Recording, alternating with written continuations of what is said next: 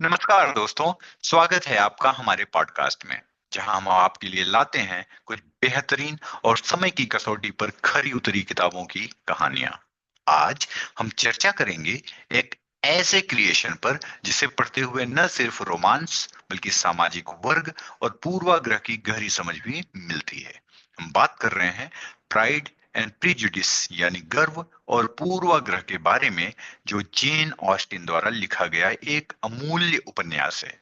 इस उपन्यास में आपको मिलेगा प्रेम, सम्मान और समाज की कठोरताओं के खिलाफ संघर्ष का एक शानदार मिश्रण। तो चलिए जानते हैं कैसे एलिजाबेथ और डार्सी की प्रेम कहानी ने हमारे दिलों में एक खास जगह बनाई। Pride and prejudice. यह बुक जेन ऑस्टिन द्वारा लिखित एक प्रसिद्ध अंग्रेजी उपन्यास है, जो 19वीं शताब्दी के इंग्लैंड में सेट है। यह कहानी एलिजाबेथ बेनेट और फिट्ज विलियम डार्सी के रिश्ते के इर्द गिर्द घूमती है और सामाजिक वर्ग, विवाह, प्रेम और व्यक्तिगत विकास के विषयों पर आधारित है। Pride and prejudice. ये कहानी एलिजाबेथ बेनेट से शुरू होती है, जो एक समझदार, स्वतंत्र और आत्मविश्वासी लड़की है। वह अपने परिवार में सबसे बड़ी बेटी है और उसके परिवार में कुल 5 बहनें हैं।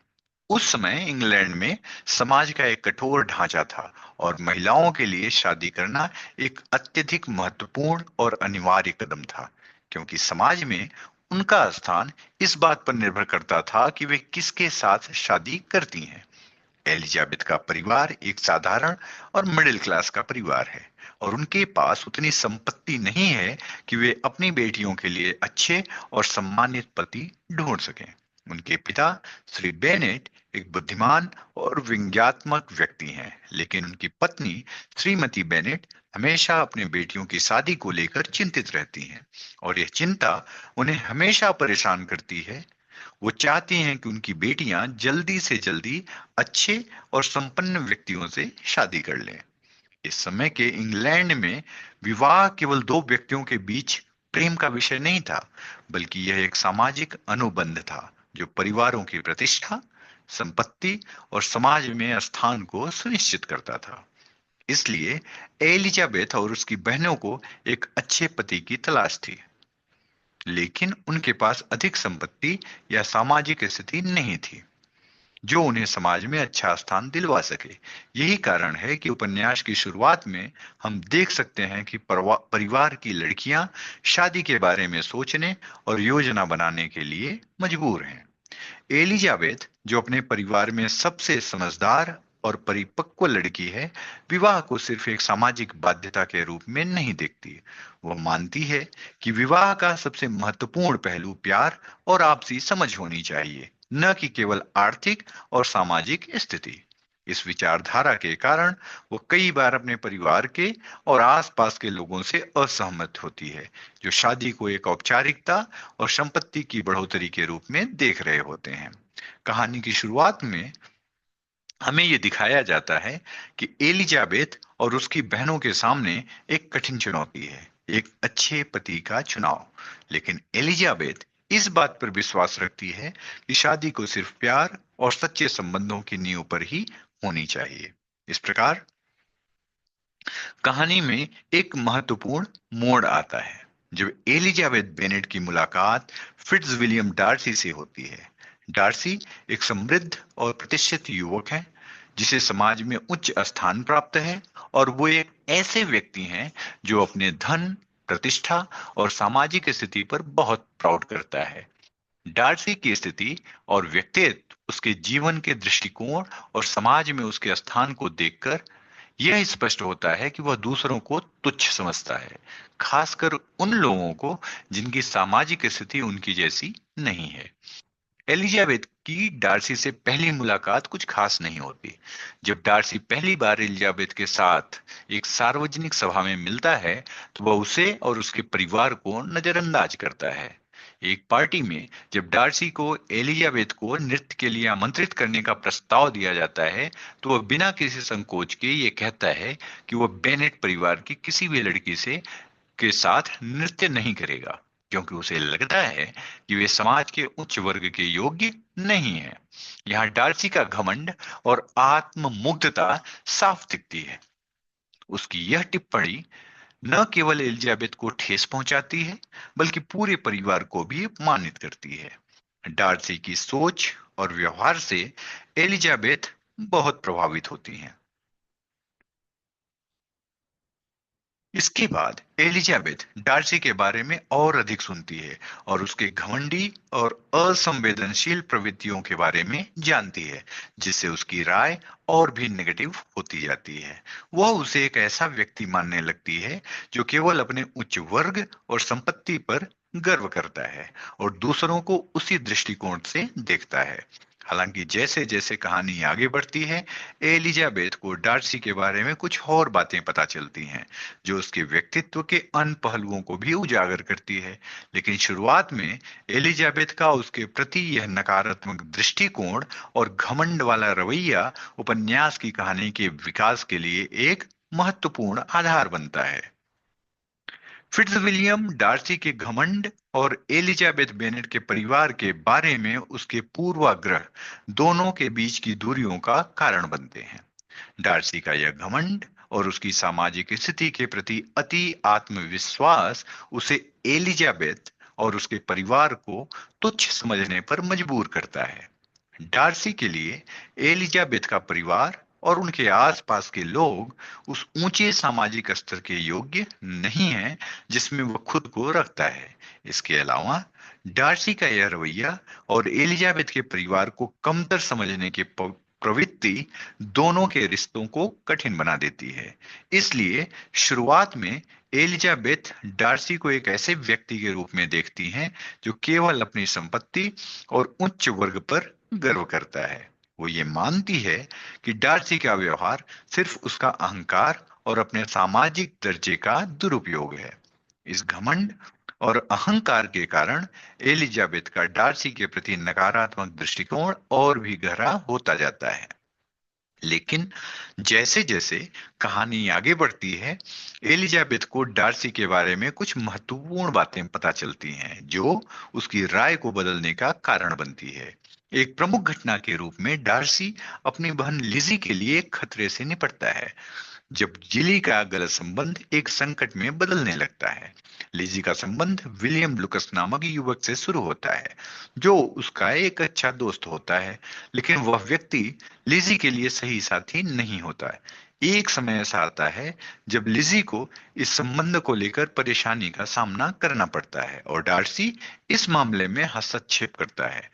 डार्सी अपने तरीके से इस रिश्ते को समाप्त करने में मदद करता है और लिजी को इस गलत रिलेशन से बाहर निकालता है। यह घटना एलिजाबेथ के लिए एक बड़ा मोड़ होती है, क्योंकि अब वह देख पाती है कि डार्सी केवल अपनी संपत्ति और ऊंचे दर्जे के बारे में नहीं सोचता, बल्कि उसके दिल में दूसरों के लिए एक गहरी ईमानदारी और चिंता भी है। यह एलिजाबेथ को डार्सी की असल अच्छाई और उसके अंदर छिपी संवेदनशीलता को समझने का मौका देती है।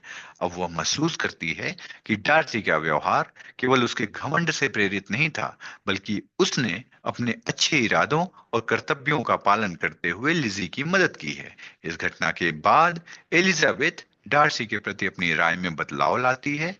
अब वह उसे एक घमंडी और आत्ममुग्ध व्यक्ति से ज्यादा एक ऐसे व्यक्ति के रूप में देखने लगती है जिसने कठिन परिस्थितियों में सही निर्णय लिया और अपने फैसलों से दूसरों के लिए भले के लिए काम किया।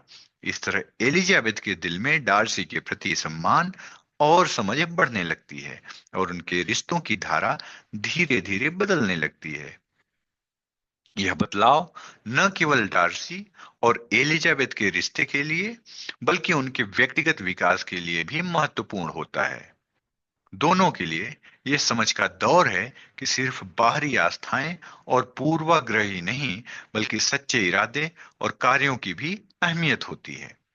प्राइड एंड प्रेजुडिस में प्रेम और सामाजिक दबाव दोनों की कॉम्प्लेक्सिटी को बहुत ही इफेक्टिव वे में दिखाया गया है। यह नॉवेल न केवल एक रोमांटिक कहानी है, बल्कि यह समाज द्वारा उत्पन्न किए गए दबावों और विवाह के प्रति अपेक्षाओं को भी उजागर करता है। उस समय इंग्लैंड में विवाह को केवल व्यक्तिगत पसंद और प्रेम का मामला नहीं माना जाता था, बल्कि यह एक सोसाइटी का अनुबंध था जो परिवारों की प्रतिष्ठा और संपत्ति को सुनिश्चित करता था। इसलिए दोनों प्रमुख पात्र डार्सी और एलिजाबेथ को न केवल अपने व्यक्तिगत पूर्वाग्रहों और गलत धारणाओं को पार करना पड़ता है, बल्कि उन्हें समाज की अपेक्षाओं और दबावों का भी सामना करना पड़ता है। शुरुआत में डार्सी का घमंड और एलिजाबेथ का पूर्वाग्रह उनके रिश्तों में सबसे बड़ी बाधा बनते हैं। डार्सी अपनी उच्च सामाजिक स्थिति और संपत्ति पर गर्व करता है, जबकि एलिजाबेथ अपने परिवार के निचले सामाजिक स्तर और व्यक्तिगत आत्मसम्मान को लेकर चिंतित रहती है। वह डार्सी को एक घमंडी और अति आत्मविश्वासी व्यक्ति के रूप में देखती है, और डार्सी भी उसे एक सामान्य और असामान्य लड़की के रूप में आंकता है। हालांकि जैसे जैसे कहानी आगे बढ़ती है, दोनों अपने पूर्वाग्रहों को समझते हैं और धीरे धीरे उन्हें दूर करने की कोशिश करते हैं। डार्सी अपनी घमंड को छोड़कर एलिजाबेथ की पारिवारिक स्थिति को स्वीकार करता है, जबकि एलिजाबेथ भी डार्सी की अच्छाई को समझने लगती है। यह दोनों के बीच बढ़ते हुए सम्मान और समझ का परिणाम होता है, जो उनके रिश्तों को और मजबूत बनाता है। उस समय के समाज में विवाह का बहुत ही प्रेशर था, और यह केवल दो व्यक्तियों के बीच प्रेम की भावना से अधिक था। परिवारों और समाज की प्रतिष्ठा, संपत्ति और राजनीतिक स्थिति को देखकर विवाह के फैसले लिए जाते थे।